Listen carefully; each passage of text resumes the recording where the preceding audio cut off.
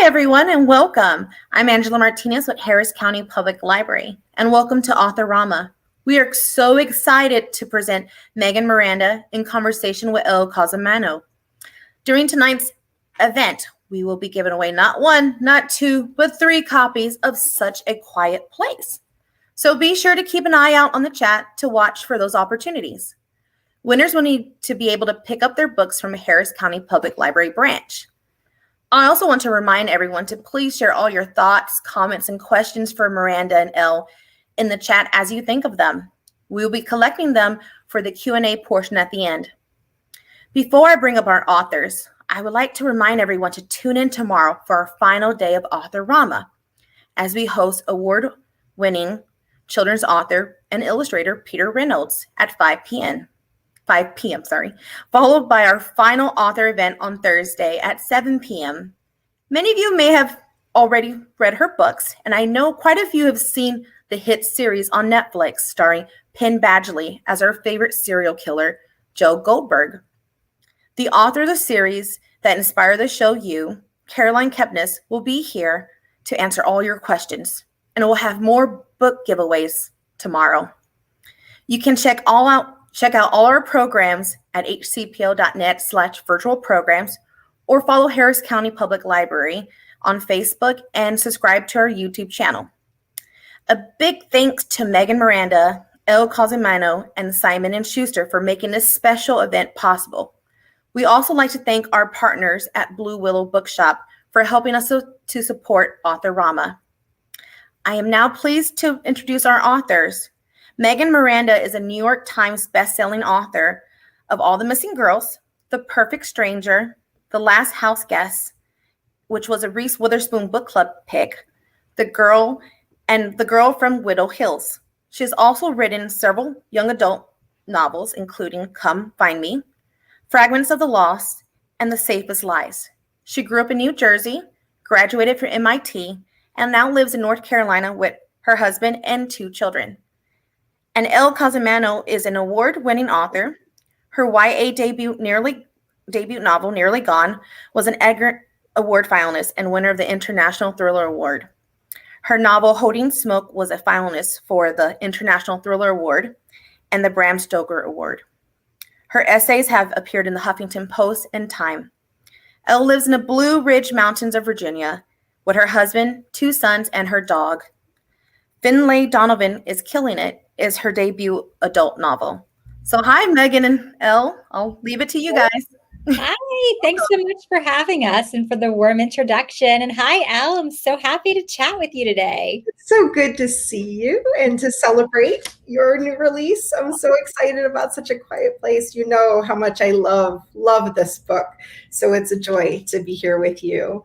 And to kind of go behind the scenes a little bit and talk about some of the aspects of creating it and your process and get to know you a little bit better.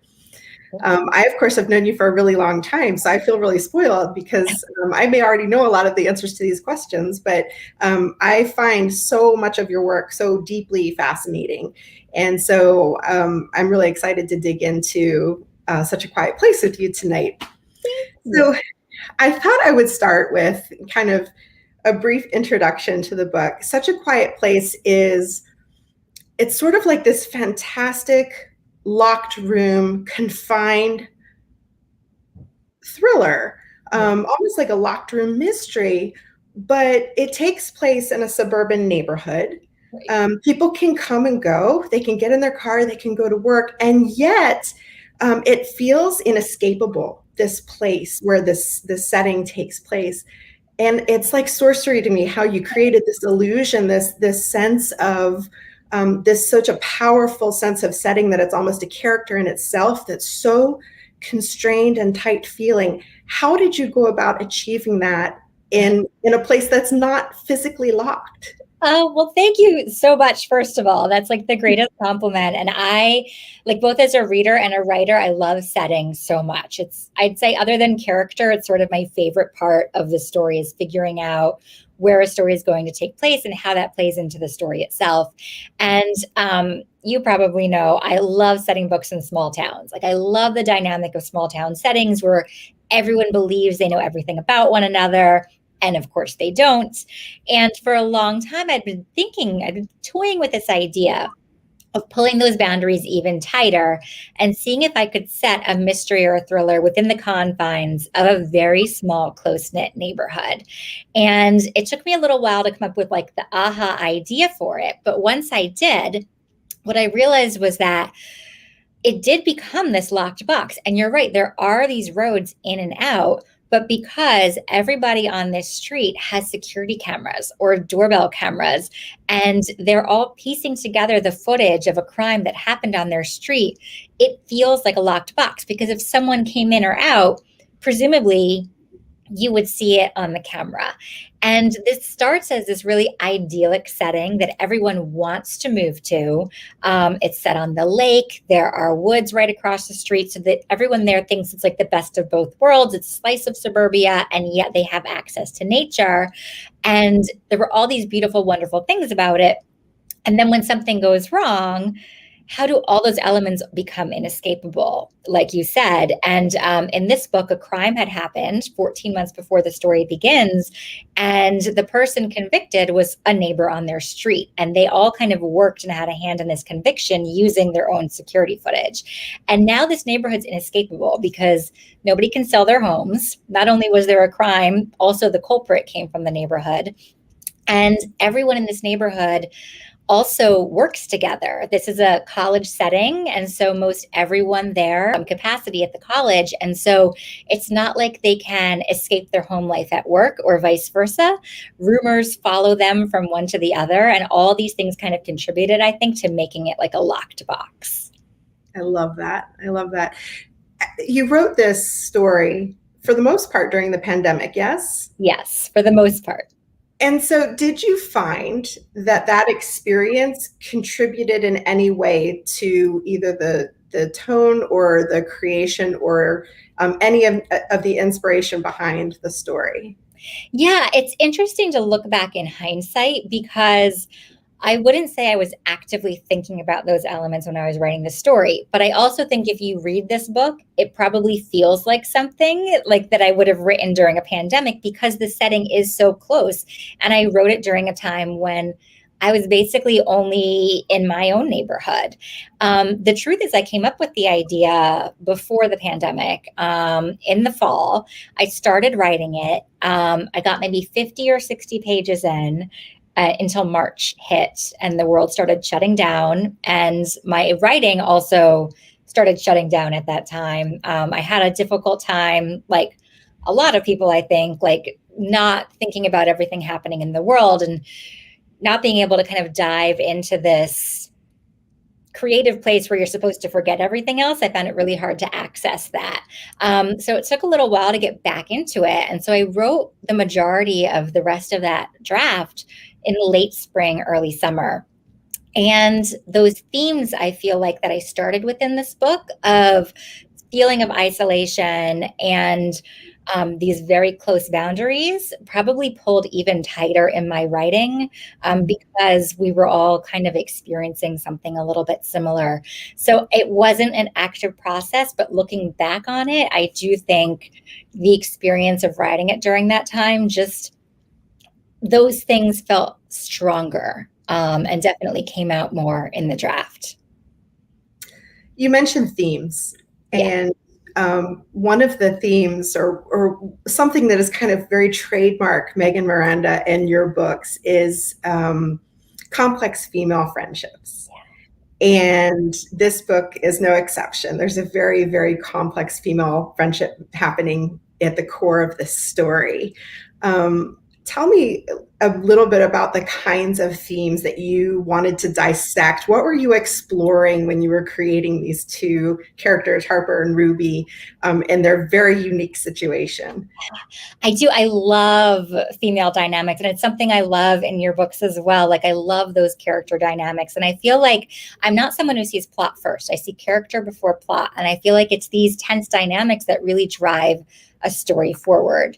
And I find myself returning to this in various ways in different books, because I think of themes as like a question to explore Not that there's an answer, not that I'm saying something specific, but there's just so much nuance inside these relationships.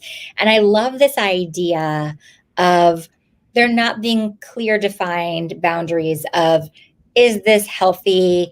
Is this not healthy? Is this good? Is this all bad? Because I think they can coexist. There can be a lot of pros to this friendship and cons, and kind of weighing that balance is something Harper has to deal with. And they do come from very different situations. They're roommates, but they're very different personalities. And Ruby is the bolder of the two. And Ruby is the one who was convicted of the crime and comes right back into this neighborhood after her verdict is overturned, and right back into this house she shared with Harper. And I wondered, like, what kind of person, once their verdict is overturned, would do that? Like, come back, and Harper has no idea why. And so that tension is sort of the fulcrum of the story in a way. But on top of that plot question of, did she do it? Did she not? Am I living with somebody who's a killer, or am I living with somebody that we wrongly convicted and I owe her something? It's just that dynamic is in every interaction and every scene. Harper is a people pleaser, and Ruby is somebody who's happy to shake something up. And how do those two things merge? And, there's things about one another that they love and needed, and there's things that just in other situations can't really coexist. So I'm just endlessly fascinated by the different ways you can view a relationship, and how that changes over time, and how I think Harper looks back at things 5 years earlier and sees them in a different light as new information comes to light. So that's one theme I'm drawn to over and over again. Another is, somebody asked me, I think it was a few books ago, to describe my book in 3 words. And I said, the past returns. And I realized that literally describes every book of mine, I think. I'm just fascinated by the way the past, impacts who we become. Do these characters try to become somebody new? Do they embrace that past? And I think in this, it's very literal. I mean, Ruby is the past. They convicted her, and she just marches right back in the neighborhood and shakes everything up, and then we'll see what happens. But those are kind of the 2 themes I feel like I come back to over and over. Do you find the same, that you're drawn to the same themes?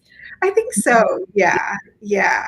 And I wonder sometimes what that says about us and where our minds go, that the little knots in there that we're constantly picking at, trying to figure things out. But I love that. Another thing that I've always just deeply admired in your work, and really, really, I look forward to every book, because they're all so very you in terms of your voice and your style and your way of storytelling. And yet they're so unique and unusual. All of them seem to start in an unexpected place. So within the story, within the context of the big story, they seem to start in, like, for example, All the Missing Girls, told in reverse. It was such a cool concept. And then you've got, The Girl from Widow Hills, that sort of happens way in the future of the defining event in her life.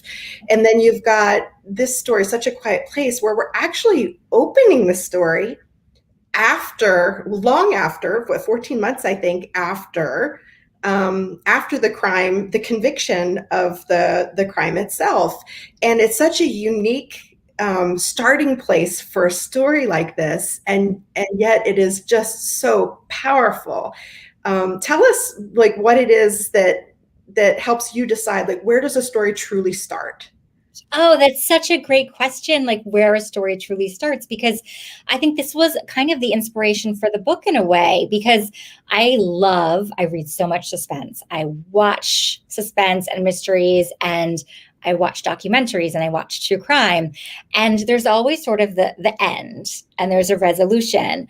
And what inspired this idea was actually watching all of these things, and I would always find myself wondering, what happens next? Because in a lot of ways, the end, or this resolution, feels like a new beginning. Like, what happens to these characters?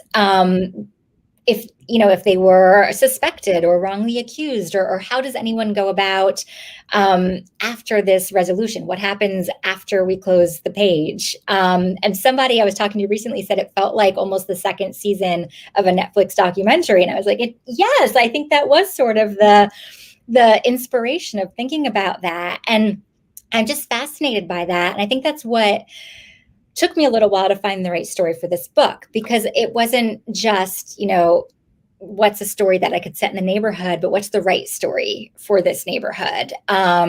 What really shakes up or makes us kind of peel back the layers and look at everything that happened. And I'm fascinated by aftermath. And in a way, it is like the crime happened 14 months ago. The person's been convicted, and the story begins when it's overturned, and it's like a whole new story begins. And I think about that a lot. Like, I like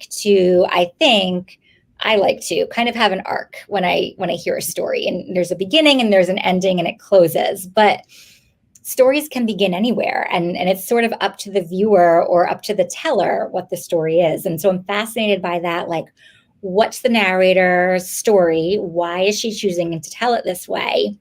And kind of what is her arc? So it's not just the story. I always kind of think of the main character's arc before the story. I love that question. I do too. I love all of these. When you talk about kind of deciding like where a story begins and how to structure a story and the different ways to tell a story, you have incorporated something very cool with this particular story. There's a structural element that is very, very powerful in building suspense and this kind of ominous feeling that when you talk about peeling back the layers, it sort of picks at those a little bit and sort of pulls them away. It kind of begins that process. And that's the message boards, the community message boards.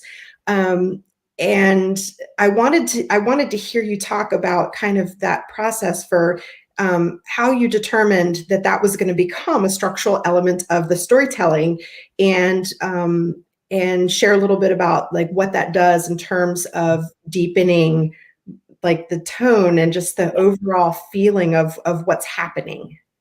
Yeah, so I love structure, and I know we've talked about this. Like, I'm fascinated by the way, not only like who narrates it and when a story begins, but what's the right way to tell it, and what is the reason a story is being told a certain way.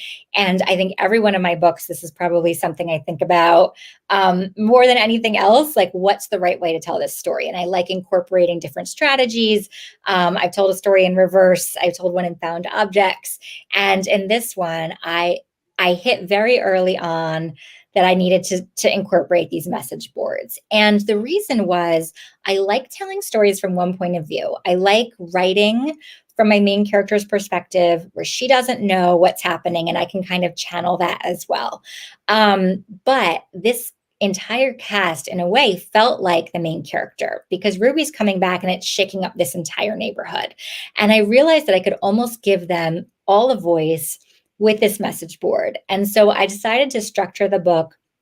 It's broken down into 11 days over a course. July 4th is kind of in the middle. And at the start of each day, you get an overview of their message board that day. And I think it also gives you an insight to these characters that you don't see on the page. I was thinking a lot about the different ways we communicate, the things we say face to face versus the things we'll say behind a computer screen. I don't think it's, just a community message board, but this is something that is probably more widespread than that. And so you can kind of see their personalities. You can see the things they're not saying face to face, but they're putting on this message board.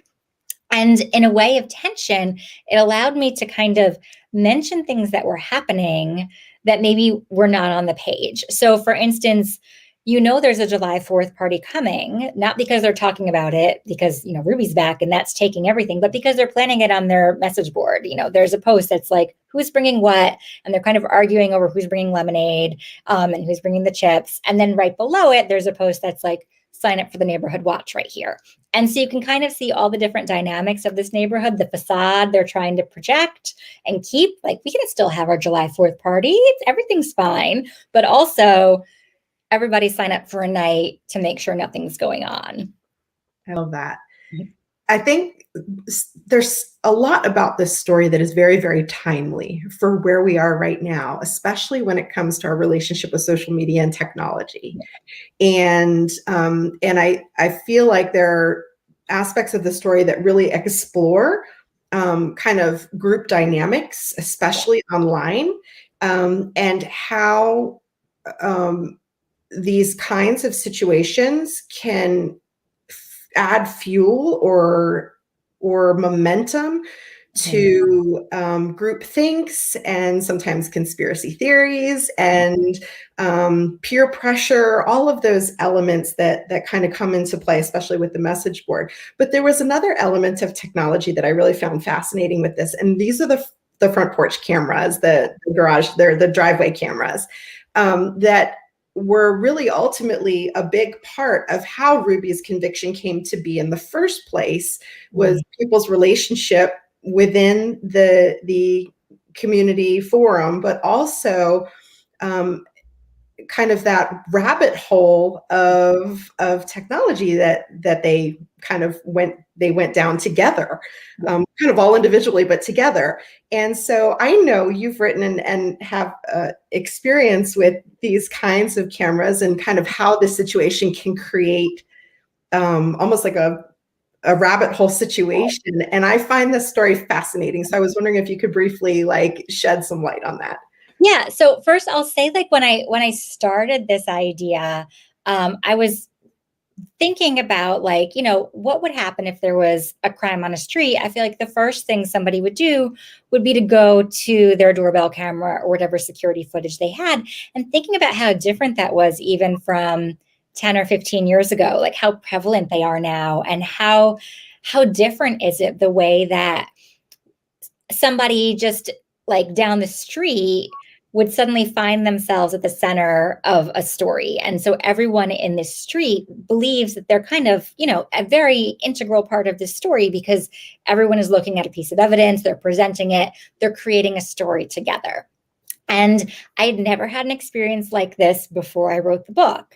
And then I recently wrote an essay about this, because at the start of the pandemic, this was the time when we were all staying home, and it had been raining for a few days. So we really hadn't left our house at all. And we went outside to get the mail, and I saw these tire tracks across my front yard, and like pieces of like metal or plastic by like the trees in my yard. And I was like, what happened? I mean, I didn't hear anything. I didn't see anything. And I started going through my doorbell footage to see like what happened in my front yard. And it was like 3 nights earlier, a car had seemingly lost control at the intersection and driven across our front yard. And thankfully, everyone seemed okay, and they quickly turned out and continued on the way. But my mind went down this rabbit hole of imagining the story, what had brought them to that moment and where they went from there. And you really couldn't see much on the camera. It really wasn't like enough to know anything other than a car was here, a car is gone, everyone seems okay. It could have been so much worse, but it really made me think about, how much further could you take this? Like, do you start asking your neighbors what they see on their camera if it was, something to explore further? And I could just see the different ways that could expand. It's really eerie to realize that happened and we had no idea. And fascinating, though, fascinating. About the neighborhood, you kind of touched on the fact that because everyone has a piece of information, something that they saw, something that was caught on their camera, an opinion, whatever it is, everybody feels integral to the story of what's happening here. And it is a tight neighborhood. I think one of the things that really fascinated me while I was reading this story, you are known for unreliable narrators, creating these fantastic unreliable narrators. But in the case of Such a Quiet Place, it was an unreliable neighborhood. Like you had an entire cast of unreliable people. Yeah. Which, when I look at that from an author's standpoint, baffles the mind to think about how did you go about, did you have a process for trying to determine at what point you reveal critical pieces, critical clues or twists in the story. There were so many to juggle here, and I'm in awe of how you accomplished that. Thank you. I mean, I wish I had like a better process, because I feel there has to be a much more efficient way than the way I write books, which is I dive in without having any idea of where I'm going at first. And I feel like I can't write my books until I know who my characters are and what their relationships are like. And like you said, what they might be hiding. And I feel like that is the first half of a book for me, is figuring out the puzzle pieces. And, unreliability, I find fascinating, because I think it's something that maybe people assume a narrator's lying. And that's not always the case. Sometimes unreliability is just, you don't remember, you had a different perspective, you didn't realize that you were missing this piece, and it changes how you view everything. Because I think we all have a perspective in the way we view something, and like a key piece of evidence can change that and kind of create a different story. And so I did kind of get to the point where I was realizing, what is each household protecting? And some of them, weren't large things, but they didn't want them known, because these were people they lived with and they worked with, and, what they were willing to do to protect those things. And as I was going, it did help me. I do kind of plot by information reveal. That helps me kind of structure the second half of a story. But the first half, I just kind of dive in and I'm like, oh, I didn't know that about you guys. Oh, that's interesting. And things kind of develop as I go. And so I have to give myself a lot of time for revision because of that. So I'm always going back and revising things and adding things. And I keep a Excel spreadsheet as I write. And it's basically like every chapter, kind of the different threads and the different clues. And sometimes you get to the halfway point and some of those earlier clues are no longer relevant and they go. And then sometimes you start to see these threads combining again. And it's kind of fun at that point. It feels like a puzzle, and you figure out, okay, where can this play in? And that's a part of the process I really enjoy. Are you similar, or are you like much more organized? I feel like I think over time I've kind of become similar in that I do the heavy lifting comes in revision. Yeah. It really does for me, because I'm still in discovery through drafting, which sounds like a lot of what you're doing. Yeah. Well, I think I have, I'm going to ask one more question, and then I'm going to turn it over to some of our audience questions, because we have a lot of them coming in, and I want to make sure we allow time for that. So very briefly, you just mentioned kind of the cool thing about, or the creepy thing about the neighborhood is that everyone kind of sees something different from where they are. Yeah. And just like in the room of a house, in any room you're in, you look out a window and you're going to have a very different perspective.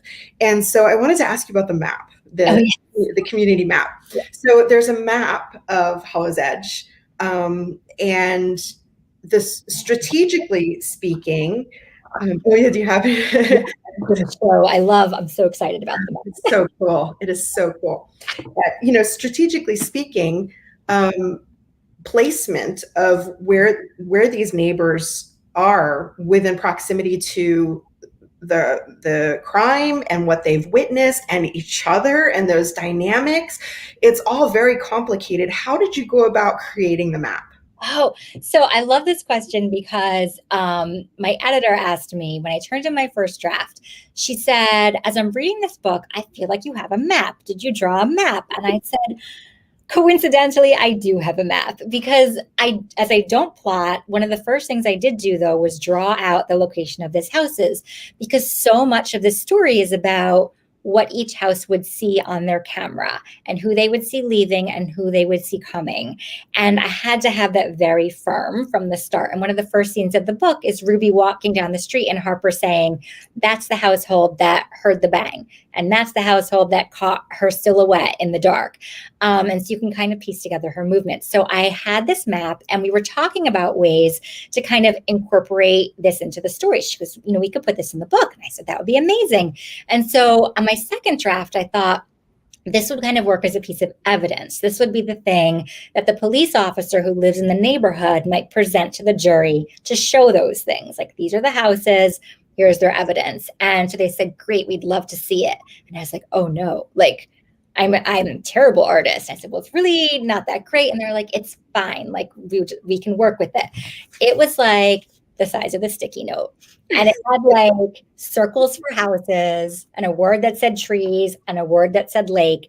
And they turned it into this beautiful map that I absolutely love. But I can only imagine their face when they saw this map that I had been working off of. I'm sure they thought it was much like more artistically drawn. But it was like, you know, the placement, but it was not anything special. But I love what they turned it into. And it's exactly how I picture the neighborhood now. That is amazing. It's got to be so cool to see that come together. Well, we have some fantastic questions coming in. So I'm going to go on ahead and start with some of those. And we have Emily Gonzalez would like to know, what is your favorite thing about writing thrillers? I really love writing thrillers. So I'd also love to hear your answer for this, because for me, there's two things I think, and they're a little different. The one, like the writing part, I love puzzles. Like I was a huge mystery reader growing up. I love trying to piece together the mystery as a reader and try to solve it like before or at the same time as the main character. And as a writer, I'd say that's kind of my favorite thing is, you know, discovering the clues, figuring out what puzzle you're trying to create, and then trying to do it. Like you're kind of building a puzzle and then solving it, which is, I just find it really fun with each book. It's like the work, but it's also the fun part. And then I'm also like, I grew up loving mysteries and thrillers, but I'm also like, I was afraid of everything growing up. So I was like, why am I drawn to these stories where really dark things happen and I'm reading at night, like Edgar Allan Poe in middle school in the dark? And I think it's because I love the idea that you connect with a character who's making it through a story. And so I love seeing a character arc and where they're going to get to in the end. And I think a plot is almost forms in opposition to this character and what they have to get through. So knowing that character journey and where I see them getting to in the end is something I really enjoy too. How about you? A lot of the same. Like for me, I think that the greatest joy I get is that moment. There's always a moment in every draft where I surprise myself. And Yes. you know, like, oh, that's good. You know, like that sudden aha light bulb moment when everything comes together, and or the chapter that you're drafting when you actually feel your own adrenaline and your heart racing as you're writing it, and you know that this is something that's going to be exciting to a reader. And I think for me, that's always the most fun. Oh, that's great. Yes. All right, let's see. We have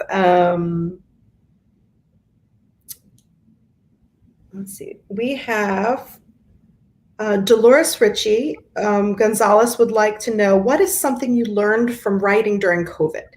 Ooh, that's a good question. I feel like, you know, everything you go through kind of impacts your writing, and you take all those things with you, whether they're subconscious or not.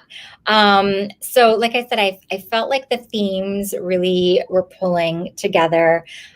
Something that I felt that I had to adjust to was different routines. And I am a creature of habit usually. And I've been very fortunate that I've been able to have pretty structured work hours the last few years, where I work when my kids are in school. They leave on the bus, I start working, they come home, I close the office door, and I kind of compartmentalize. And for many reasons, that was just not, you know, a possibility during the time of COVID. And kind of realizing that I can still write a book without having those things that I thought were essential to my process. I could get up early, and it was just kind of finding those adjustments. And it kind of helped realize that there's, just like I always think, there's no one right way to write the actual story. There's no one right way to kind of work on it either. How about you? Yeah, I think, you know, it was a lot of the same. It was adapting to a lot of change, but you know, also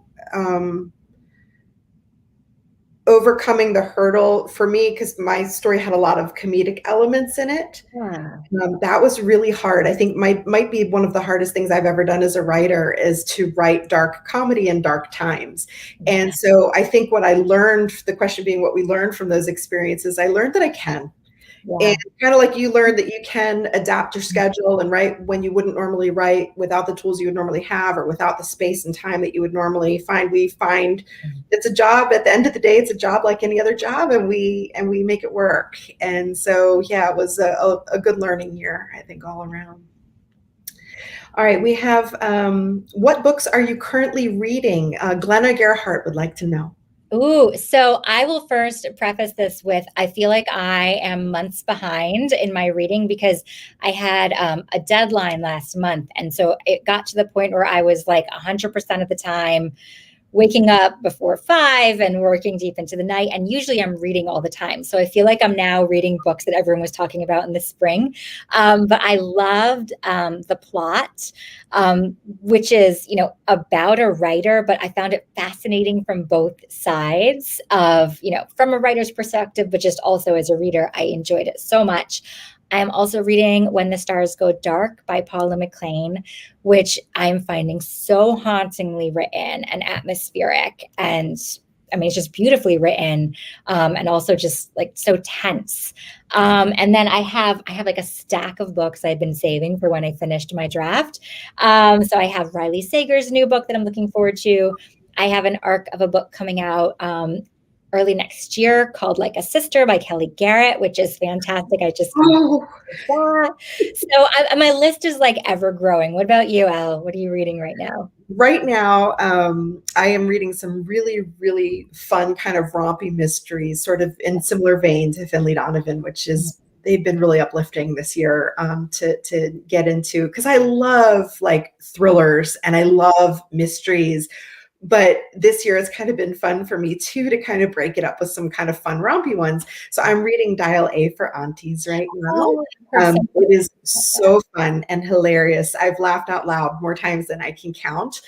So I'm really enjoying that. And I'm getting ready. Once I finish that, I am super excited to start Dorinda Jones. It just had a release yesterday, I believe, for the sequel.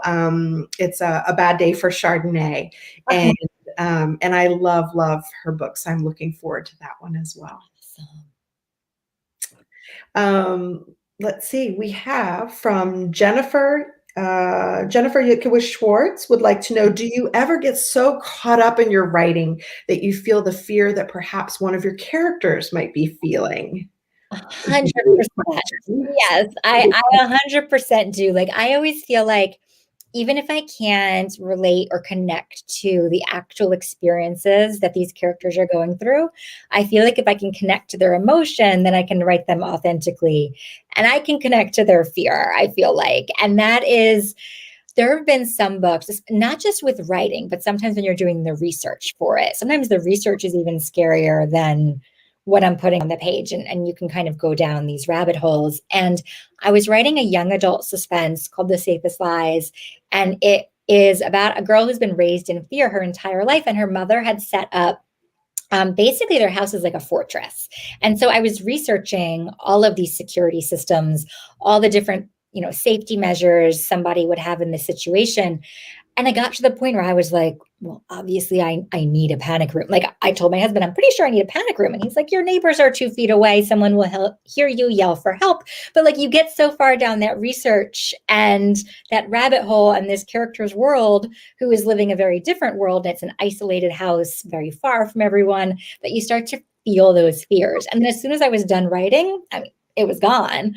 But in that moment, I've scared myself. And like, when I know what's happening, I'm not so afraid. It's more the setup for it. Do you ever have that experience too? Yes. And I love that book, by the way. It's one of my very favorite Megan books. I love the net closing in on that book. I find that if I'm not feeling something that my character's feeling, I'm usually on the wrong track, or I haven't dug deep enough into my character, or I'm not quite there with the voice. I know something's working and it's going in the right direction when I do start feeling those feelings. So I embrace that 100% and completely. We have Ruth Terrence says your books are great. And would you ever write in a different genre? Ooh, well, I'll never say never, because, I think I've said, I'm never going to write a sequel. And then my first book, I wrote a sequel to 2 years later. So, but I'm always gravitating towards mysteries and suspense. I think no matter if I did write in a different genre, they would still kind of have the same themes and tone of what I'm writing right now. There was a time, the one genre I think like I probably would never do this, but I'm just so fascinated by, and I'm always like, oh, that would be really cool to write in. So my kids are now in high school and middle school. When they were a little younger, I was reading so much middle grade fantasy with them. We were reading together, and I was just endlessly fascinated by people who could create this world, create these rules for a world, create characters who then exist in this world. I just think it's such a cool thing. So like in my mind, the idea of a middle grade fantasy is just such an amazing thing to be able to write. It seems like world building is just this complete other skill, but I'm fascinated. What about you? Oh yeah, I love all of that. Well, you know me, I'm all over the map. So I love writing just about everything, but I love middle grade fantasy specifically because it feels like the sky is the limit. Like, you know, when I don't know that I would ever, you know, be able to, I mean, it's such a hard skill. It is such a hard skill to capture that voice. And I just don't know that I can, but I have such an admiration for it because it just feels like the sky is the limit in creating that world and all of the possibilities and the fun and the hijinks and the lessons learned. And it's just, yeah, they're beautiful, beautiful stories. Dolores would like to know, oh, great question. What kind of research did you do for this book? Oh, that's a great question. And I would say I did probably less research for this book than I've done for others. And I think it was because a lot of the times my research is setting related.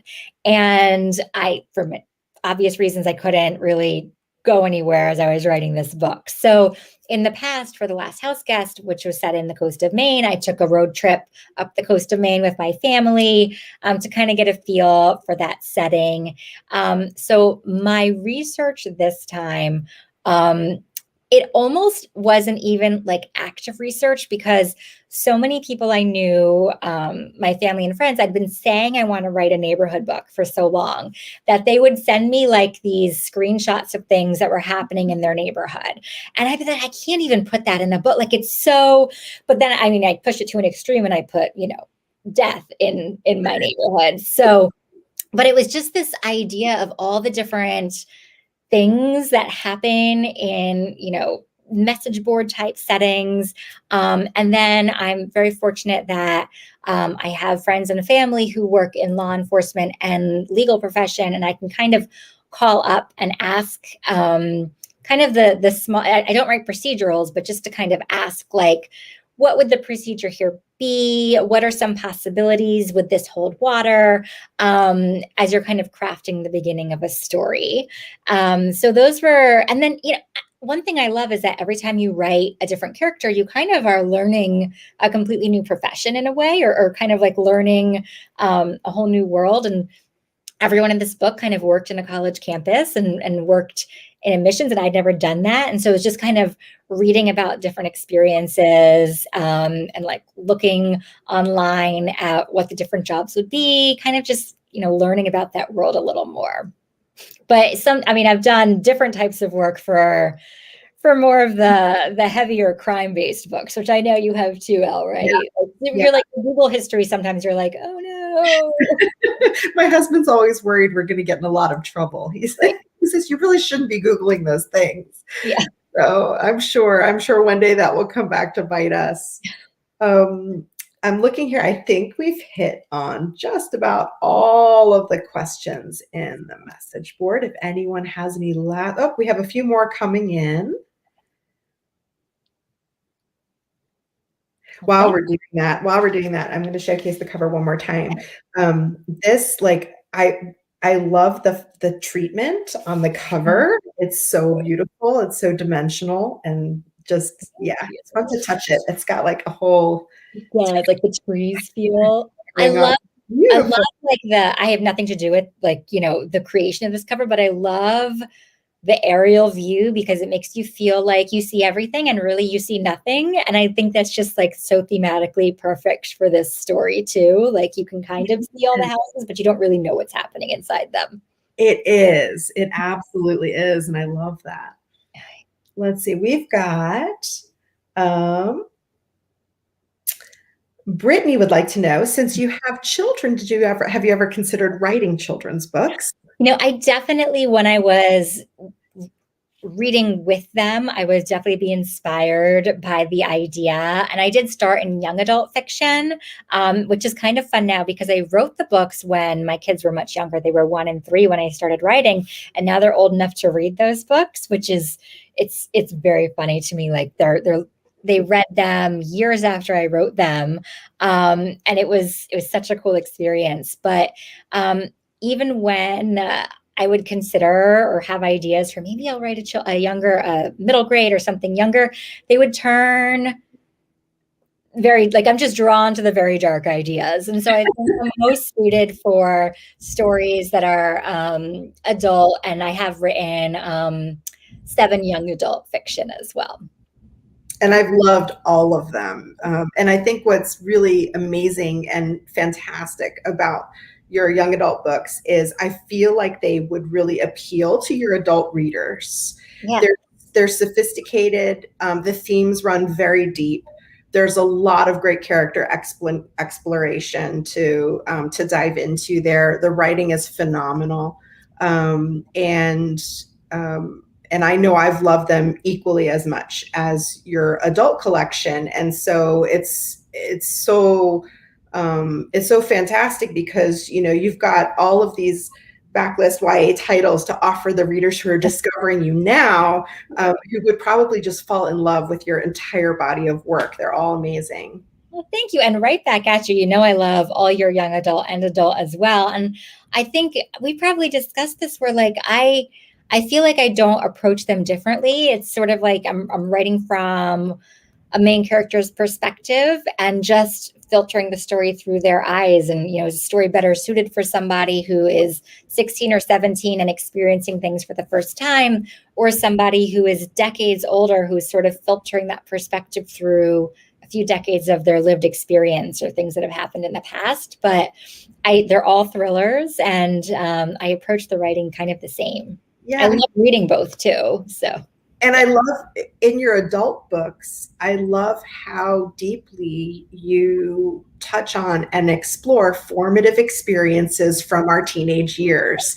And so it's almost like you've taken all those amazing skills of like character arc and character development and built these incredibly vivid and descriptive and engaging backstories for your adult characters. And I feel like that's what, even with the unreliable narrators, when you're not 100% sure that your character's entirely being forthcoming with you, as a reader, I still feel so deeply invested in them and deeply connected with them. And I think it's because of the way you build out these fantastic backstories for them.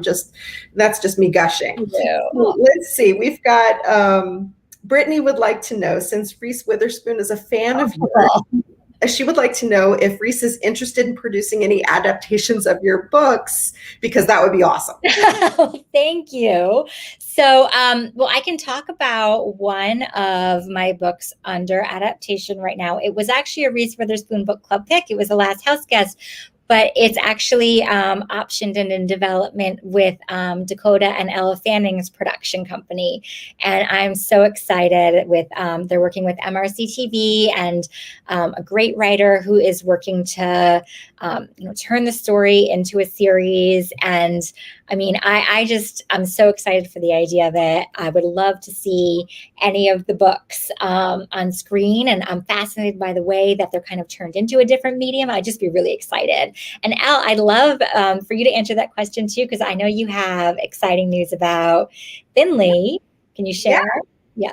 So Finley Donovan is killing it. It has been optioned for TV by 20th Television Studios with Marlene King set to produce.